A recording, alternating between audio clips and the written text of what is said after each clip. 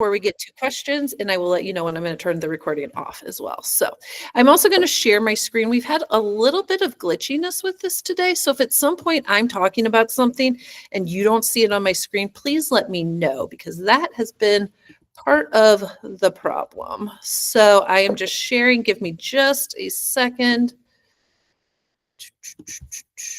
Okay, here we go. Can you see my screen okay? And it should be on a SeeSaw page. Okay, I'm going to take that as a yes, because I can't see you anymore. Yes. Okay, thank you. All right, two things I want to show you. Let's go into, a lot of people do not know that SeeSaw is actually aligned with Benchmark Advanced. That has been, like, I think, part of the biggest aha of today. And so I'm going to show you that pathway first, because it seems like a lot of people were unaware that it was there, which would be normal because it has not always been there. So we're going to do this. I would love it if you are logged into your account, just follow the click path and do it along with me. So I'm going to go into this Explore Libraries tab that's over on the left-hand side. And you can really see how much there is just from that. But specifically what I want you to do for today is I want you to click here. Now, for some reason, if you put the grade in first, if you put first grade, this goes away. If it does, you just hit clear and it'll take you back to this. So I'm going to click Browse by Standards and Curriculum. A new tab should have opened. You should be seeing it. Look, it says SeeSaw Standards and Curriculum Alignment Tool at the top. If you're not seeing that, somebody please let me know. I'm going to click this Curriculum tab. And here's where I'm going to fill out these drop boxes. So I have Benchmark Advanced. I'm going to put that. Again, everything is aligned to, in Benchmark for us, our Missouri State Standards. So I'm going to pick that. I'm going to pick grade 1. You can leave all of this blank. Now, pick English and then search.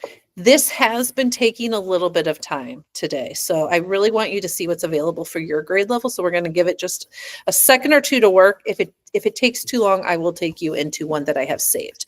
But essentially what you are now asked this to do is to bring up anything in Benchmark that SeeSaw can support. So in a second, when it pulls all this, what that means is you could use this for small group differentiation, right? Because you can make your small groups in SeeSaw. You could use this for a whole class. You could use this for one student. Here we go. So somebody just shout out for me, what unit are you on in Benchmark right now? We'll go to that one. Probably 3 or 4 is my guess. I'm on 4. 4, thank you. Okay, so you can see here how it's done by unit. So I go into unit 4, stories have a narrator. So then what Benchmark and SeeSaw have done is anything that's tagged with a standard is going to be found here. Now, what's nice is that people were asking about this for math, like, oh, does it do iReady? Unfortunately, at this point, it doesn't, but they are adding new curriculum. However, you don't even really need it to, because once you have that standard, you could literally just type this into the search bar and you would get these same things. All right. So at this point, all I've done is picked that I wanted it to align with Benchmark, and I found my unit. Okay. So let's look at something. Okay. Let's see here. This is a big one that we spend a lot of time on, describing characters, setting, problem solution, and events in sequence. So I'm going to click over here, and it's going to tell me everything that SeeSaw can offer us that supports this standard in Unit 4 of Benchmark. So, for instance, think about when you're in Benchmark, and sometimes those activities in Benchmark are fabulous, and sometimes they just don't hit. And we're like, you know what, this activity flopped on me last year. I want to stick to my standards, because remember, our curriculum is the standards. Benchmark is what we use. That's our program that we use to teach those standards. So I now can just pull it up in that standard view.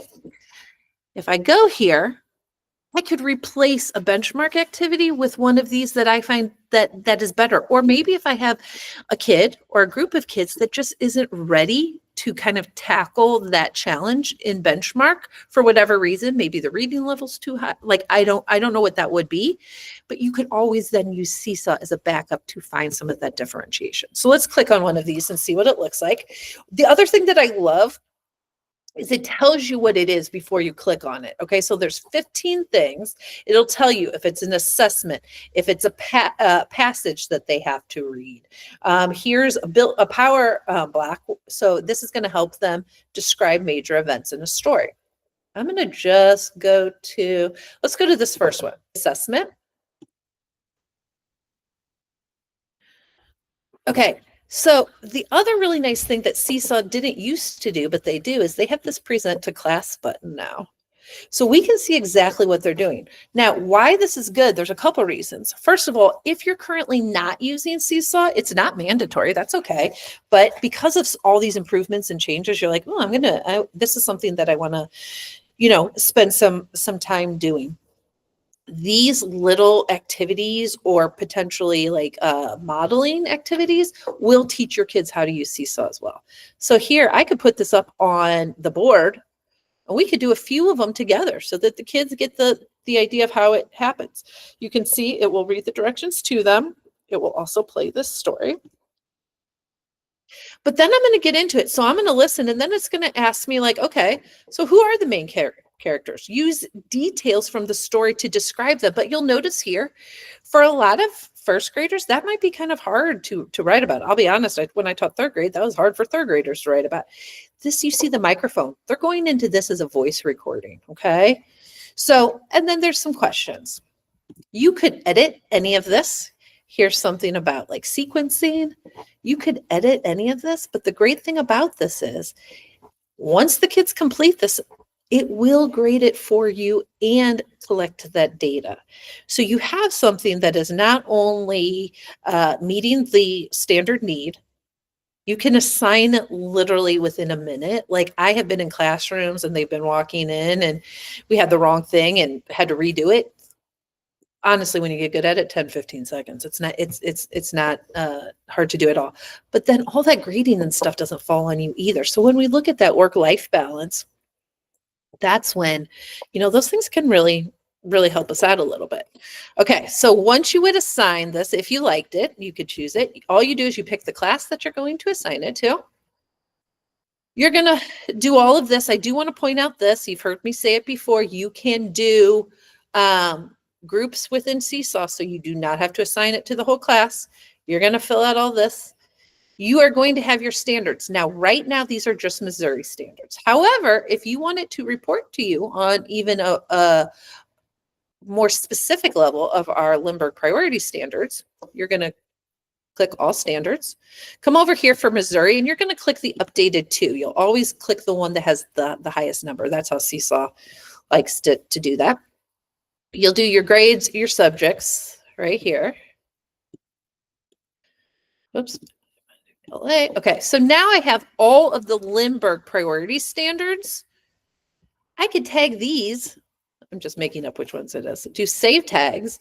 And now I can see that when SeeSaw grades this, it's going to specifically report on these 3 Lindbergh priority standards, as well as these Missouri ones. Okay, so that's a big deal. So then we go to assign now. And then it's going to give you a link. So there's numerous ways that they can do this.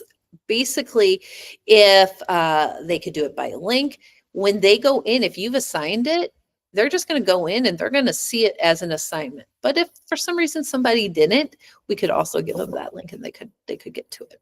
Okay.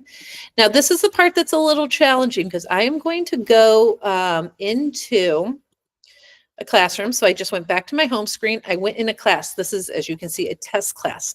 The hardest thing I'd say about being in my role with teaching about this is I don't have any students linked to my account because we register through Infinite Campus.